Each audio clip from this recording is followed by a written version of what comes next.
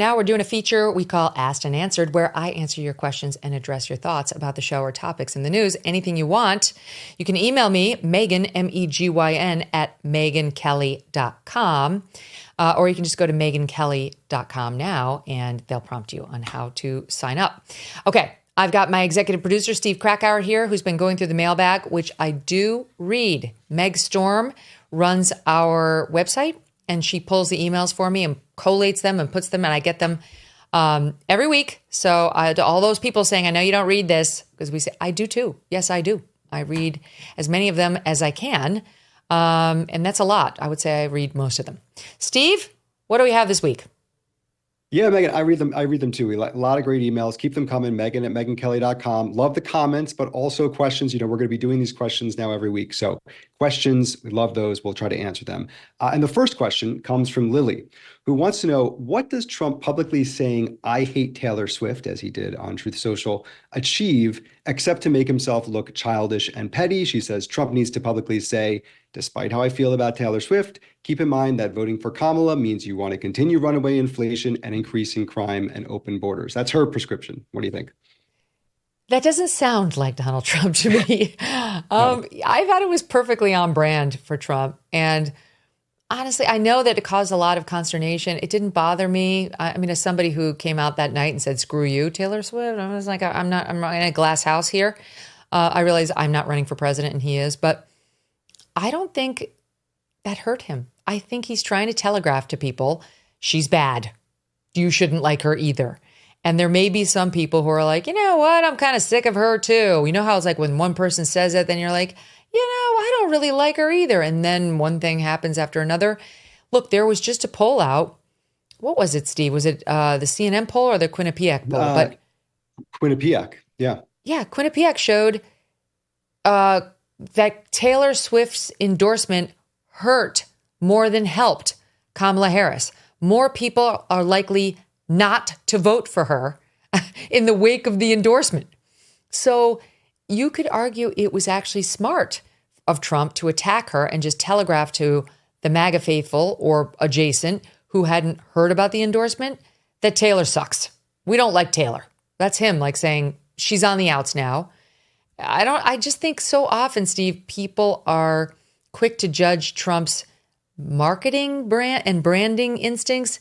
And that is the one area where you really shouldn't question him. Yeah. Genius there. Absolutely. All right. Here's another one. This is from Maria. Maria wants to know, I'm a 32-year-old right-leaning libertarian. She says, my family and friends are split on politics. She said, I don't feel a need to push my agenda as I'm pretty much middle of the road, but sometimes I hear people who are planning to vote and I don't understand why that's happening, why they're voting a certain way. She says, how would you approach conversations with them? I mean, I like to ask questions. Right? Like that's my job. But I also think it's a great way of really finding out where somebody stands and really listen to the answers and ask follow-up questions. And if you're not looking to change their worldview, you might be illuminated and more forgiving of them. I mean, I know a lot of my friends are like very, very, very pro-choice. They are not going to vote for the Republicans, period.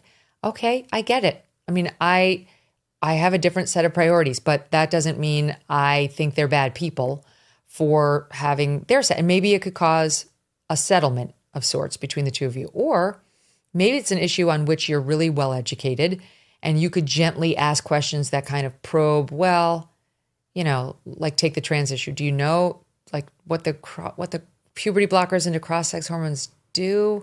I'm really worried about sterilizing minors who can't even get a tattoo. It's like, to me, that seems, and you can say it in a way that's not confrontational. It's not judgmental, right? It's just, you're just sticking to your own belief system if you feel the need to get into it at all.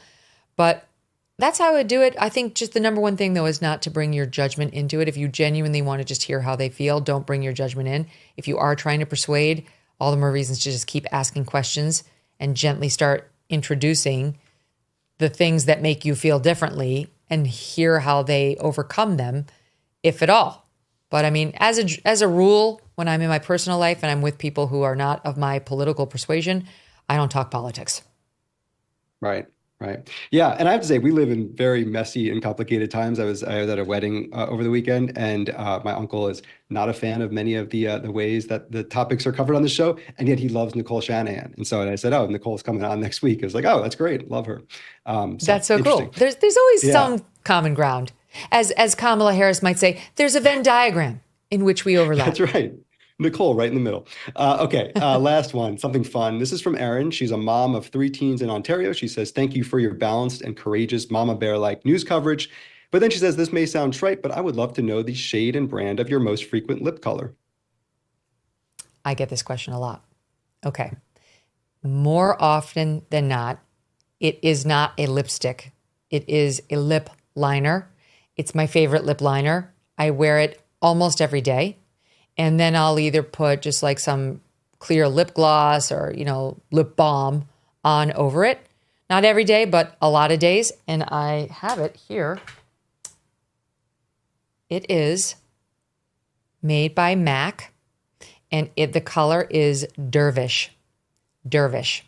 And I love it. It's neutral. It's like this kind of, doesn't look neutral. I don't know if you can see that. Put it in front of my pasty skin so you can see it looks, maybe I'll put it like here. Can you see? It might look not neutral, but it is kind of neutral. It's like slightly pink, maybe a little mauve, but on your lips, it's pretty benign. And I like that because it'll kind of go with anything. And I like sort of coloring in the lips, with it. I don't just do it as a liner. I put on the liner and then I put a little bit in the middle, and then I just do the, where you smack your lips together. And then you just put on like your favorite lip balm over it. Or if I'm feeling saucy, then I'll add, an actual lip gloss over it. And I've got a bunch of different ones. We can get into the saucy days another time. I will say I have one right here. This is not what I would put over. Like this one. I actually got it in the Bahamas first. And now it's kind of hard to find, but it's by Reunited. And I like it because I wear this like sometimes when I have white on or like tan because it's this pretty brown. I'll put it on now. You can see what it does. It's got a little sparkle. All right. For the listening audience, I am putting it on. And you can see it's got like a little sparkle. So if you're like looking to call a little attention, maybe if the eyes are kind of not as made up, you could get away with that. But I really like that too. So those are my 2 makeup tips for today. But I'm not getting any money for these endorsements, so they're real. Nice. Erin will appreciate that. Thank you. Yes. That's right. Enjoy, Erin. I'll see you at the Mac store. All right. All right. Well, so that's it, right? Send That's it them for that's our first edition of the mailbag. We're not going to do a ton of them because we don't want to annoy you, but we thought we'd pick some that might be representative of like when we get a lot on one subject, and those were. So you guys keep the emails coming, the questions to Megyn. It's spelled Megyn at megynkelly.com. Cyber attacks are on the rise, with corporate megastores falling victim to data breaches that could expose your private information. Now these same megastores are lobbying DC politicians to pass the Durbin-Marshall credit card bill. According to our sponsor, Electronic Payments Coalition, this bill could leave you even more vulnerable to credit card cyber attacks, while megastores pocket billions in additional profits. Learn more at guardyourcard.com and then consider telling Congress to guard your card. The Electronic Payments Coalition says Americans lose when politicians choose. Again, that's guardyourcard.com. Thanks so much for watching. If you like what you just saw, hit the subscribe button for more clips and full episodes.